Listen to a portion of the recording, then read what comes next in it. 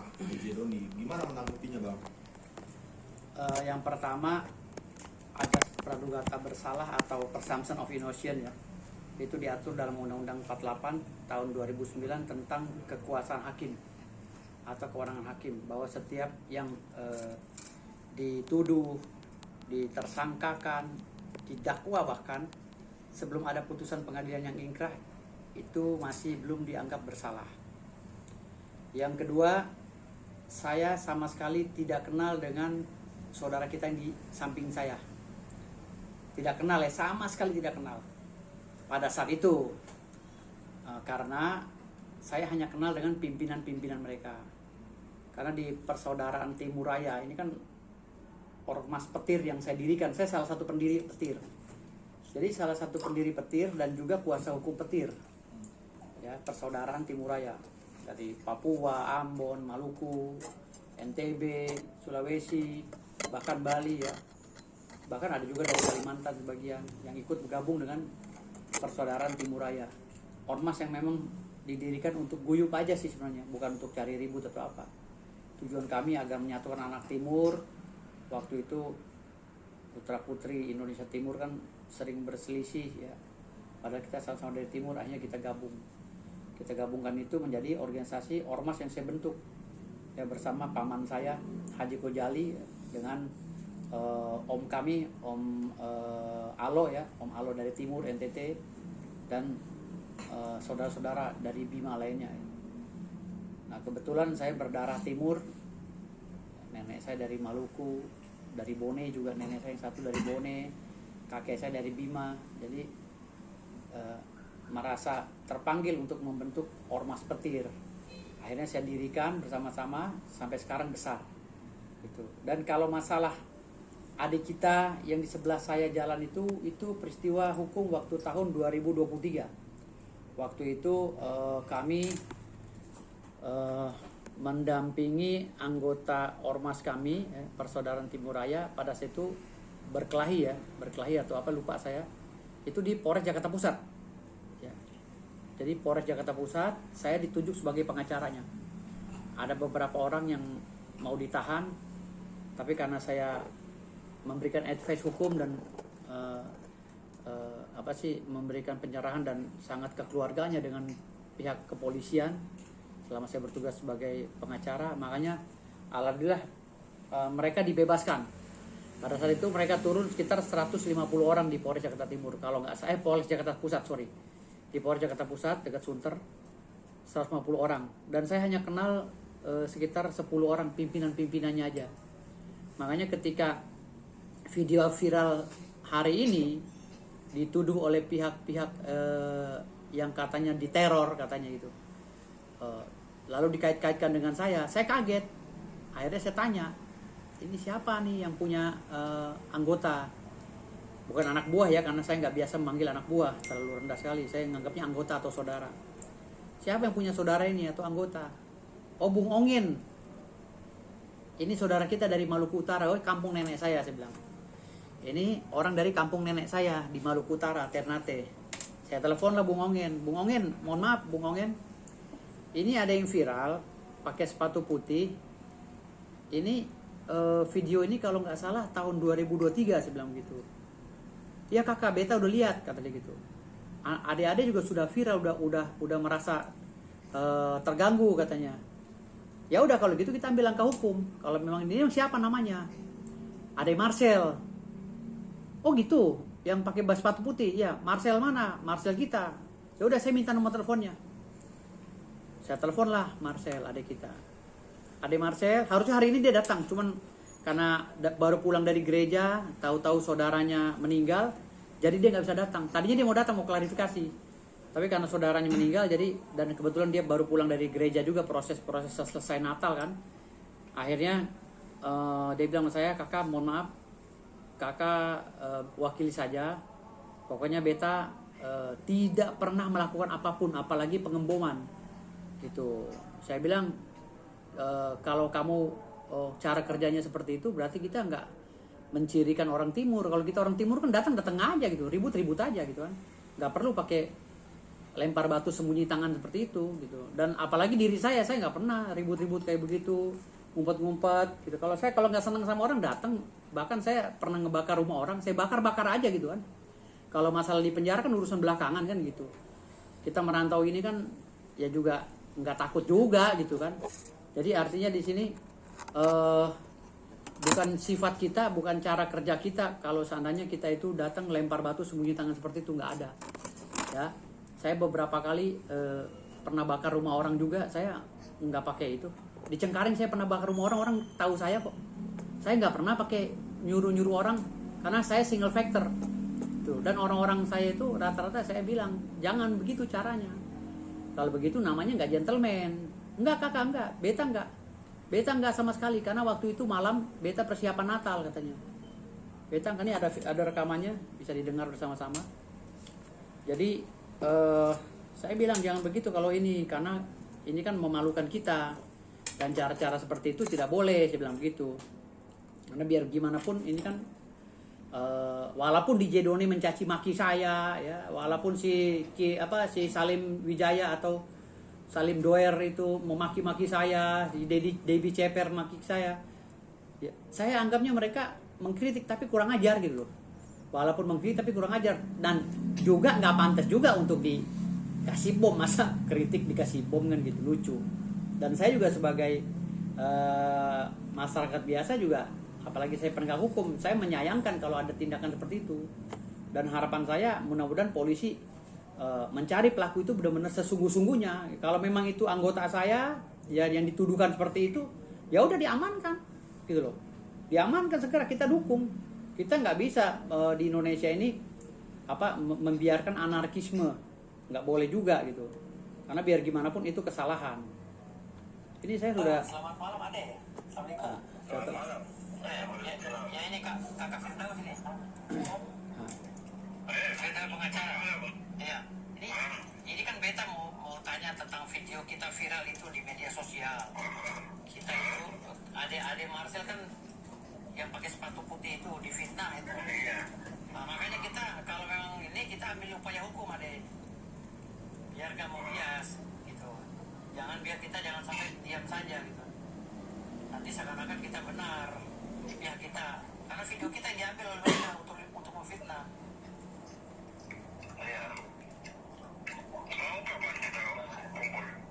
Ya, terserah Ade cepatnya kapan atau besok lah. Besok kita konferensi pers gitu. Biar kita kumpulkan wartawan semua gitu. Gimana Ade? Putih itu dengan sepatu putih yang melakukan teror itu, ya itu pasti akan dipermasalahkan oleh kami gitu. Jadi kalau memang mau menuduh, akurasi buktinya harus benar-benar jelas. Jangan sampai hanya tuduhan cocok logi gitu.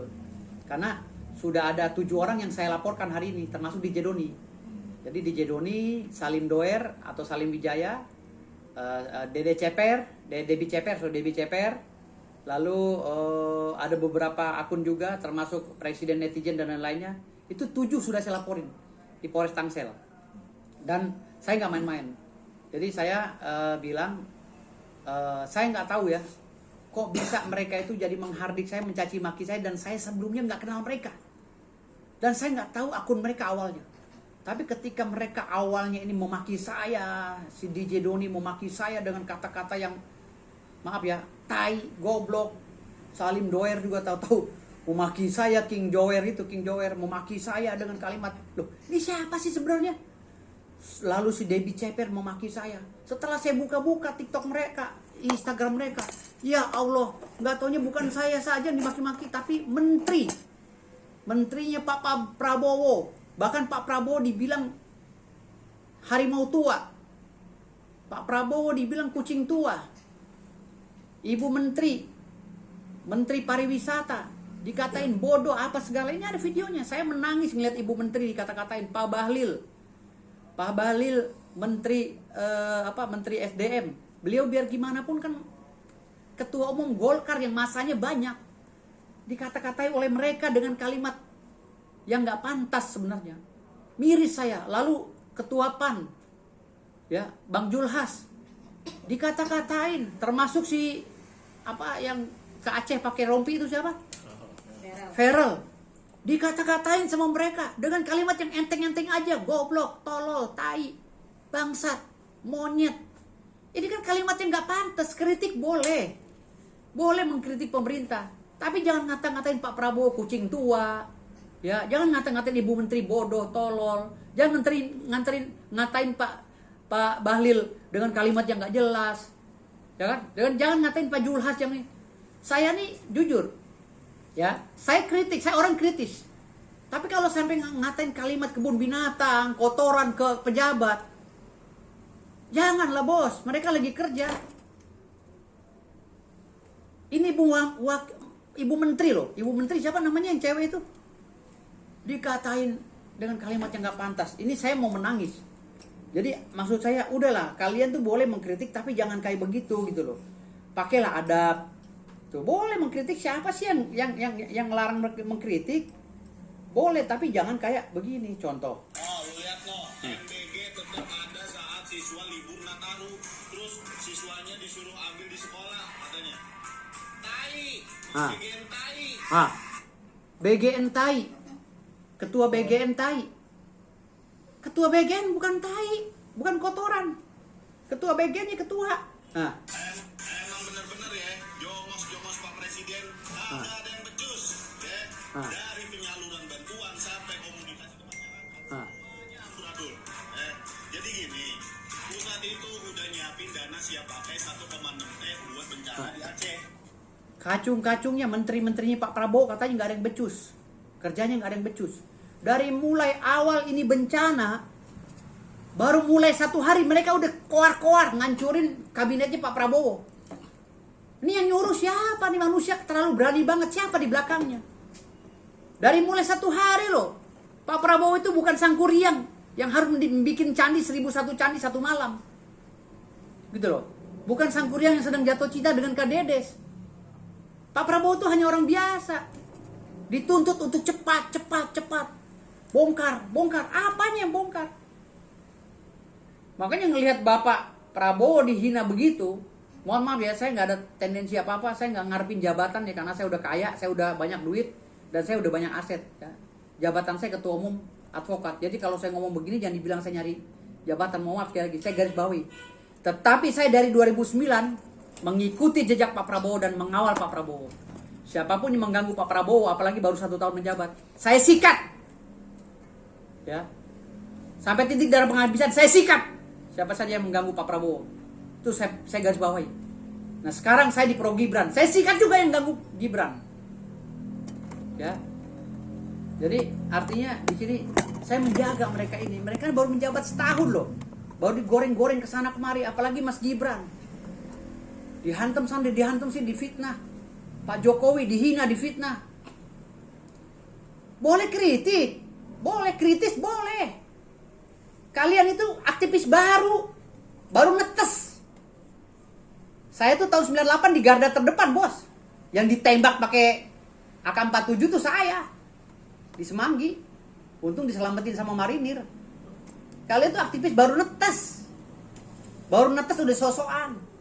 Cara mengkritik gak begitu, boleh pedas, boleh tegas, tapi jangan maki-maki. Pak Prabowo ini bukannya Superman, bos.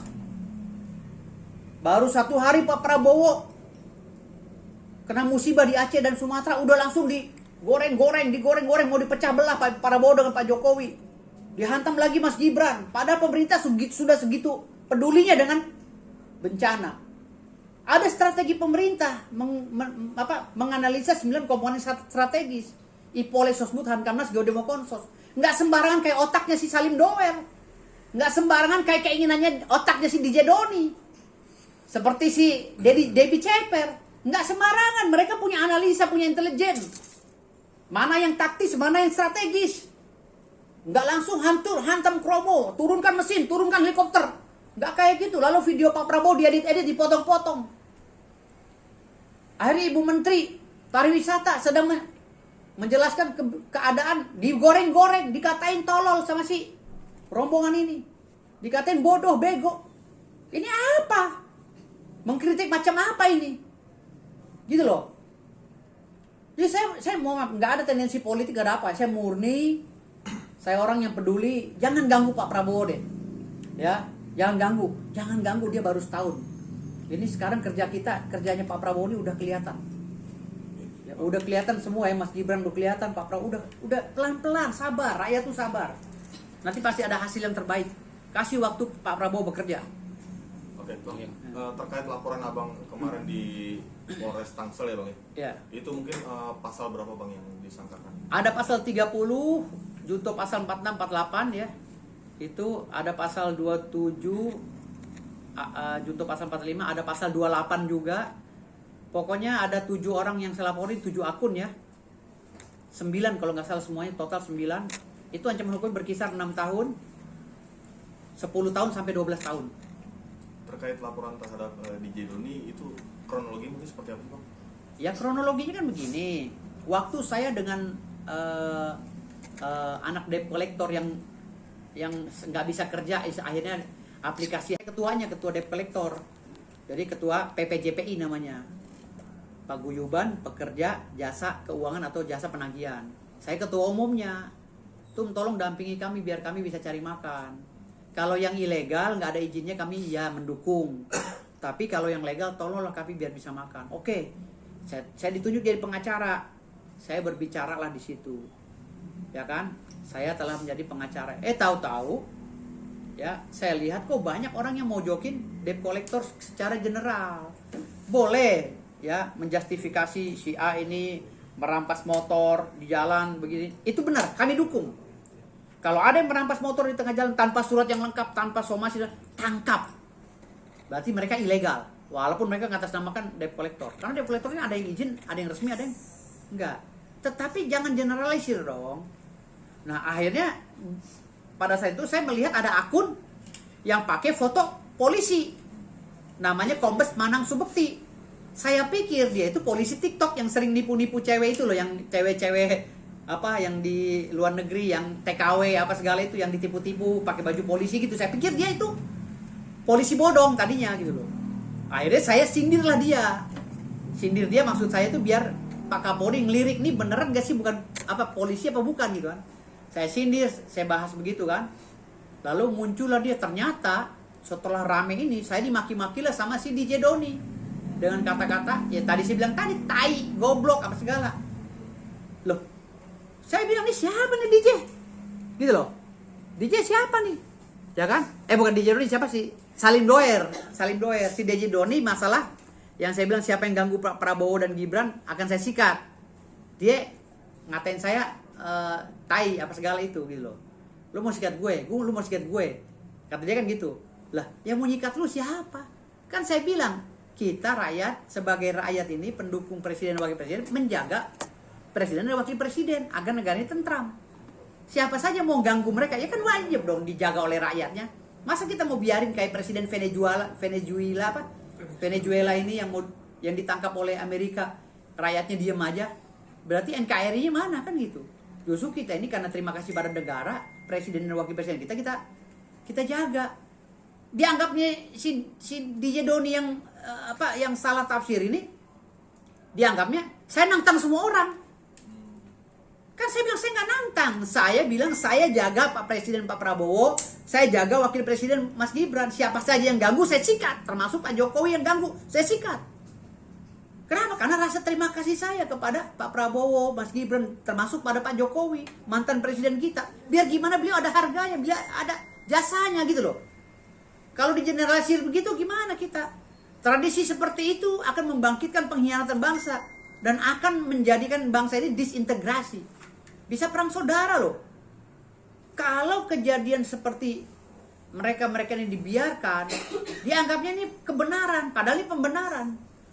Kebenaran ini dibiarkan terus masif, akhirnya apa? Melunturkan jiwa nasionalisme kita untuk membantu berjuang menjaga stabilitas nasional. Kalau sana kita biarkan orang seperti ini dikit-dikit tai, dikit-dikit goblok, menteri aja digituin, apalagi rakyat biasa kayak kita. Lawang saya aja sekarang dimaki-maki sama mereka kok. Gitu loh. Makanya saya balas lagi mereka kemarin. Ketika mereka maki-maki saya, gue gak kenal lu sialan, tapi saya balasnya pakai lagu gitu loh. Saya balas lagi, gue gak kenal lu, kok lu maki-maki gue. Gitu loh. Boleh lu membela, tapi lu tunjukin dulu surat kuasa lu sebagai apa. Lu berbicara sebagai apa? Tupoksi lu sebagai apa memaki-maki gue? Kalau lu ada surat kuasa atau lu ada juklak-juknisnya dari Menkumham, sebagai apa lu berbicara di situ? Boleh. Tapi jangan memaki-maki juga walaupun ada alas haknya. Jangan ngata-ngatain menteri ini itu. Ya ilah ilallah, menteri cewek pariwisata lu tahu sendiri. Ibu apa itu menteri pariwisata? Dikatain sama dia, aduh, nggak layak banget kalimatnya. Sama si Salim Doer dikata-katain bodoh apa bego apa-apa.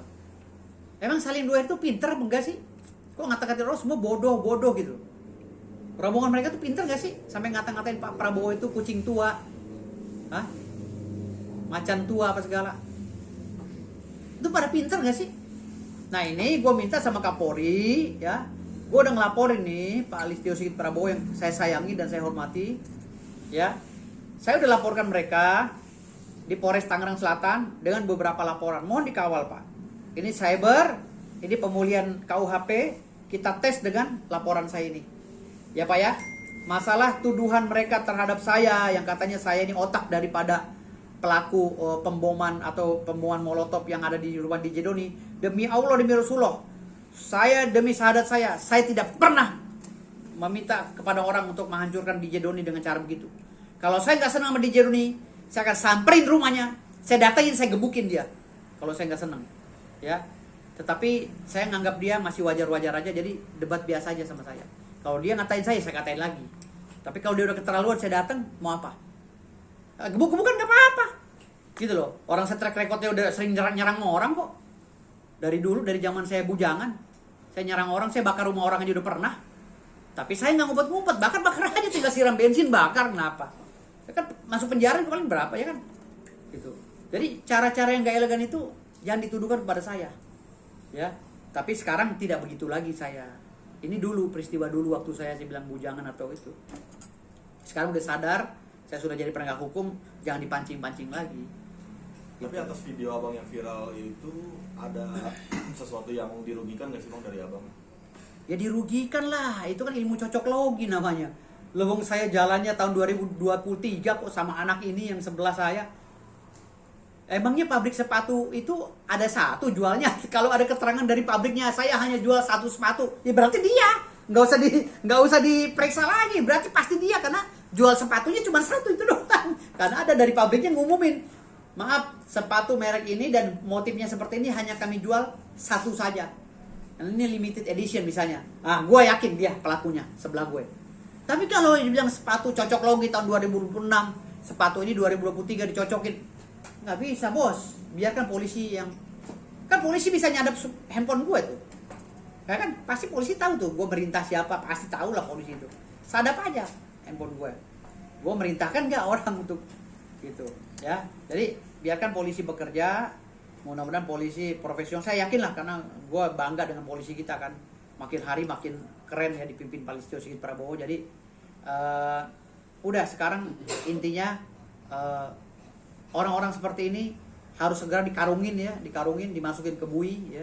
Kalau memang memenuhi unsur, laporan saya ini 7 laporan ini masuk, segera diamankan orang-orang ini. Biar negara ini tertib ya. Karena ini dari Sabaru Suryo udah jadi tersangka, ini muncul lagi. Bahkan dia nggak malu-malu, dia bilang, kalau saya mati, kata si Salim ya, kata si Salim Doer, kalau saya mati, kalau saya apa, kesangan pejuang beneran gitu loh. Saya mati, kalau saya gugur, masih banyak lagi Salim-Salim yang lainnya, kata dia. Dia jadi kayak memunculkan bibit permusuhan gitu negara ini gitu. Bolehkan itu di pasal 28. Resolusi PBB pun syarat untuk bernegara dan mendirikan negara harus ada lembaga kontrol sosial. Boleh mengkritik itu, tetapi jangan kelebihan lah bos. Jangan binatang disematkan di Pak Bahlil, jangan binatang disematkan ke Pak Julhas, ketua umum PAN lo itu, ketua umum Golkar lo mereka, gitu loh. Jangan ketum PSI juga diledek-ledek gitu. Jangan bos, hargai mereka tuh pejabat bos. Kalau you merasa kurang ya ekonomi lu kurang gara-gara lu goblok ya, jangan nyalain pemerintah. Gue goblok nyalain pemerintah, goblok gak karena lu sendiri gak belajar ya. Contoh kayak gua mau ditaruh dimanapun, negara kondisi apapun, ekonomi gue stabil. Kenapa? Karena gue pinter, gue belajar, gue kuliah gitu loh. Jangan gara-gara lu kismin, lu goblok, lu nyalain pemerintah. Kegoblokan lu, ketololan lu karena kegoblokan lu, bukan karena pemerintah. Ya, hari ini yang teriak-teriak susah, yang teriak-teriak goblok kan cuma lu doang. Kayak kita yang sekolah, kayak kita yang belajar, mana yang teriak-teriak? Hidup normal aja, slow aja hidup, nggak ada pengaruh-pengaruhnya lah. Gue juga mantan gembel kok di terminal. Gue juga mantan supir angkot, mantan pengamen. Gue tiap pagi nyuci bis kok di Blok M, gitu loh. Gue nyuciin patas yang pada parkir, gue cuciin di Blok M, gitu loh. Buktinya gue sukses karena gue belajar, gitu. Jangan lu gara-gara lu goblok pemerintah lagi. Siapapun presidennya besok ada yang kismin, ada yang goblok, disalahin pemerintahnya. Ini tradisi seperti ini dirubah lah, gitu loh. Kalau lu susah hidup lu, itu bukan karena pemerintah. Pemerintah udah cari cara agar lu pinter. Itu karena ketololan lu, kegoblokan lu pada. Jangan nyalain pemerintah, gitu loh. Ya, apalagi memaki pemerintah, menghardik pemerintah. Kalau mau ngikutin gue sampai S3, sampai S campur, S kembok, gitu loh. Gelar lo banyak. Itu. Kalau gelar udah banyak, enak hidup. Mau ditaruh di mana aja hidupnya nyantai. Nggak ngaruh mau dikasih jabatan, nggak dikasih jabatan, tetap jalan itu hidup. Gitu. Bang, kalau Tinggal gue screenshot, gue laporin lagi, kan pusing. Gue gak mau pusing. Ada berapa puluh yang menghina gue laporan di Polda, di Polres. Itu ujung-ujungnya pada japri gue. Bang, ayolah bang, gahar di media sosial doang. Semua banyak yang menghina gue. Ada berapa puluh laporan gue yang gak jalan. Bukan karena gak jalan, tuh Polres kerjanya bagus, Polda kerjanya bagus. Karena gue stop bos, karena mereka udah ngemis sama gue, WA, ayolah bang. Kadang-kadang tuh nyuruh orang yang kenal sama gue, gitu loh, memohon-mohon gitu. Banyak kok yang gue laporin semuanya, termasuk artis papan atas, papan penggilesan udah gue lapor semua. Tapi kan pada ngejapri gue semua, udahlah bang. Ya, bang saudara bang, ya udah. Gue kan orang gampang pemaaf, ya udahlah. Udah gue anggap dah, kias lah gue anggap dah, gitu. Lagi gue menjaring orang juga nggak ada gunanya, udahlah. Oh udah, damai. Bukannya polisi nggak jalan, polisi jalan. Apalagi Polres Tangsel. Begini Polres Tangsel, keren Polres Tangsel itu. Gue laporan diterima, langsung jalan minggu depannya, panggilannya. Artinya ada kemungkinan damai juga bang dengan terlapor yang tadi aku sebut. Ya bisa damai boleh aja, tetapi tolonglah kalau kritik itu jangan bahasa binatang sama jamban dikeluarin bos. Itu pejabat bos, jangan jamban bos. Apalagi Pak Prabowo dia bilang mati aja gue siap untuk Pak Prabowo. Jangankan cuma di penjara, mati gue siap. Gue dari 2009 bos ngikutin Pak Prabowo bos, gitu loh. Jadi orang kayak gue dia udah nggak bisa diatur bos kalau masalah Pak Prabowo bos. Gue jangankan penjara, mati gue siap. Lu pasti gue habisin dulu. Kayak begini kan teror-teror murah yang tiap hari gue temuin.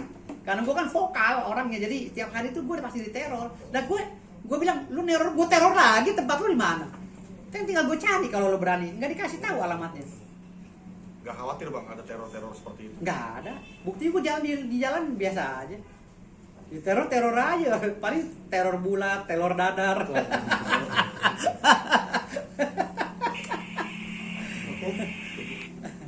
Oke bang. Oke, thank you bang. Iya, oke, ya.